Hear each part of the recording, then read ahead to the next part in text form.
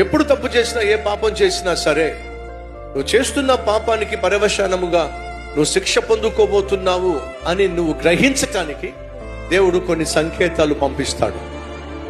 ఆ సంకేతాలను గుర్తించినప్పుడు, నేను చేసిన పాపం వల్లే ఇది జరుగుతుంది, నేను చేసిన తప్పు వల్లే నాకు ఇదంతా జరుగుతుంది అని నీ మనసుకు తెలుస్తూనే ఉంటుంది. అయినా సరే బుద్ధి లేకుండా మళ్ళా అలాగే కొనసాగించినట్లయితే అమాంతంగా శిక్ష వచ్చి పడుతుంది. ఎన్నిసార్లు గద్దించినను లోబడనొల్లని వాడు మరి తిరుగు లేకుండా హఠాత్తుగా ఏం పొందుకుంటాడట? దేవుని శిక్ష పొందుకుంటాడు. కాబట్టి మన జీవితంలో హఠాత్తుగా దేవుని శిక్ష వచ్చి పడకుండా ఉండాలి అని అంటే, నువ్వు చేస్తున్న పాపం ఏమిటో, చేసిన పాపం ఏమిటో ఉన్నది ఉన్నట్టుగా వచ్చి దేవుని సన్నిధిలో ఒప్పుకో, చెప్పుకో, పశ్చాత్తాపడు, విడిచిపెట్టే.